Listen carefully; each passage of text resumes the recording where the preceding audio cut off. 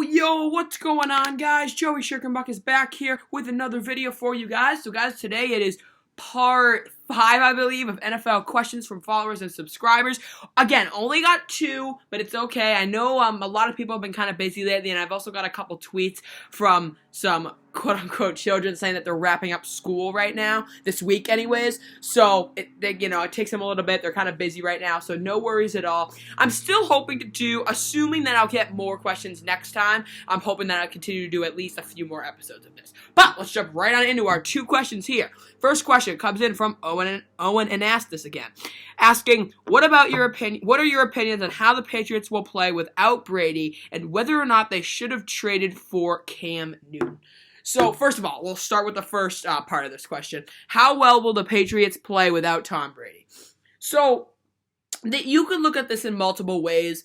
So some people are saying, oh my god, Brady held him back last year, he was terrible. Now, terrible is a little bit of an overstatement. Brady did not have a very good year, but in his defense, his offensive line was horrendous last year. So you can't totally blame him. And at the same time, the receivers were just awful. Edelman was off, and he's not even that good. But more importantly, N'Keal Harry and Jacoby Myers just couldn't catch. And Mohamed Sanu was actually decent, but he came like midway through the season. And I don't know. It was not a good year for the Patriots. And Dorsett, I actually thought he was pretty good to start the season, but then he kind of fell off too and couldn't catch. So, lack of supporting cast along with mediocre running backs. So, that's in Brady's defense. Maybe that's why he had a bad year. But I don't know. I think it kind of goes both ways. No, without Brady, will that affect them? So, you guys know I'm a huge hater of the Patriots. So, I'm going to be biased here. But some people, including me maybe, have been saying that without Brady, it might actually make them lose because of the refs. Now, it's kind of a joke, but of course, it is strongly believed that when the Patriots are at home, they are favored by the refs. I'm not going to go down that way, but I'm just saying it might have a little bit of an impact depending on how things go, because the refs love Tom Brady for some reason. But regardless, I still think that they won't have that big of an implication.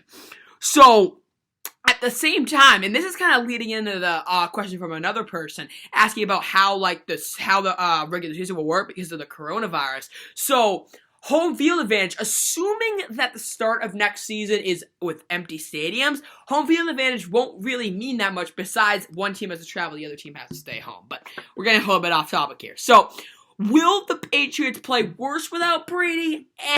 I'm not really sure. I still want to see how this Jarrett Stidham guy is, so it's a little bit hard to answer that.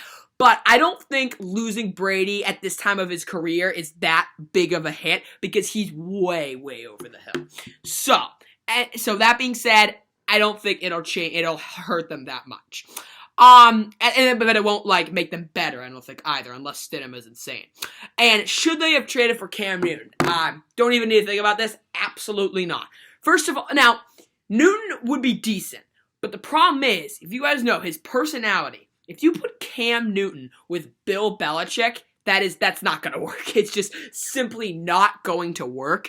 And I think that a lot of people believe that, and I totally agree with it. So I do think that's part of the reason why they just didn't trade for Cam Newton. I mean, I know Belichick really wants to rock with Jarrett Stidham, but when he's looking at quarterbacks that he wants to trade for, Cam Newton is not high on his list. They would not click at all. Cam Newton's the pretty boy who's really cocky. Belichick is, in my opinion, one of the biggest pills on the planet. So that would not go. They're complete opposites from each other.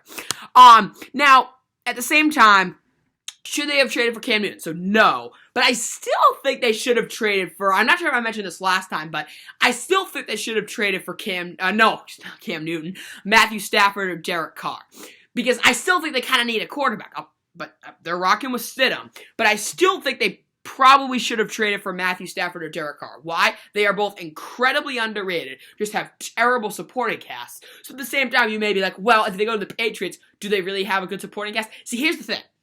Matthew Stafford and Derek Carr don't have good supporting casts. But you know what they also have? Terrible coaches. Matt Patricia is probably the worst coach in the league, arguably. And, let's see, who does Derek Carr have? John Gruden, right? He's not terrible, but he's very mediocre. So if you put one of those guys with Belichick, I think that can do a good amount. I think they could be pretty good. So I still think they should have done that, but it's not going to happen. But at the same time, Jarrett Stidham starting his career with the best coach in the league, that also helps. So that likely will increase Stidham's chances of playing really well. So again, they should not have traded for Newton. I still think they should have traded for another quarterback, but they're not. They're going to rock with Stidham. Next question, and our last question for the day, comes in from JKP Weather. He sent me a direct message on Twitter. Oh, by the way, that was the same thing with Owen and Astis. He sent me a direct message on Twitter. Prediction for how the regular season and playoffs will work due to the coronavirus. So, I know, and usually I don't like to answer the same question over and over again, but since this is a little bit different because every few weeks we get more data and it's easier to predict things. So I'm going to try my best, to make a projection here. So for the regular season, do I think it'll start on time? Assuming there might be a backlash, but assuming that there's no significant backlash that makes us totally close down again, I'm going to say yes. I do think the NFL will be able to start on time. But with fans, absolutely not. Mostly because it's too many people. I mentioned this a few weeks ago. It's too many people in the stadium for social distancing. There's just too many people.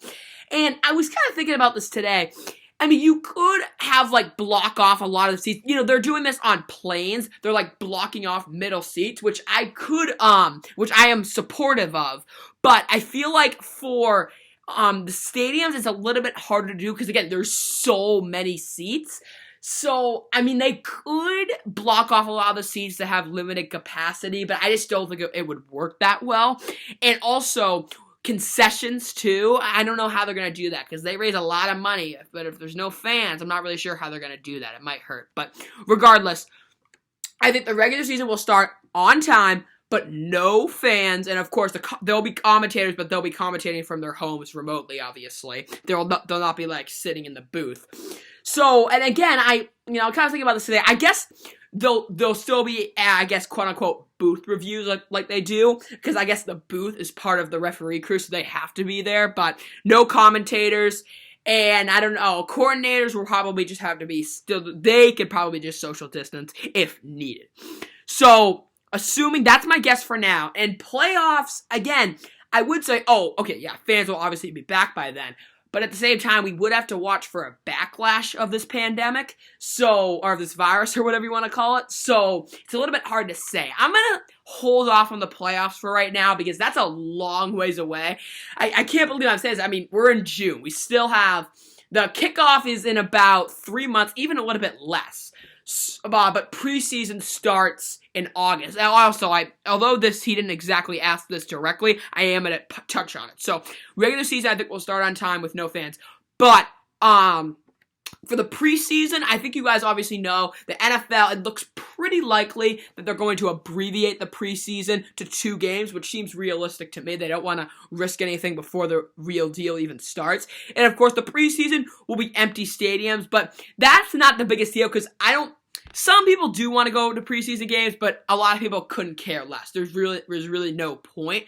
But, and again, it's still fun to kind of watch them and see how your team's doing. But regardless, preseason, limited to 2 games, empty stadiums, everything like that. So, that's just about it. And of course, guys, I'll probably start touching on this almost every episode now. I want to make it a routine because we got to get in with latest data from the coronavirus cases, hospitalizations, deaths, etc., etc. So that is it for this episode, guys. Thank you to JKP Weather and Owen and Anastas for contributing to this episode. I really do appreciate it, and I will see you guys.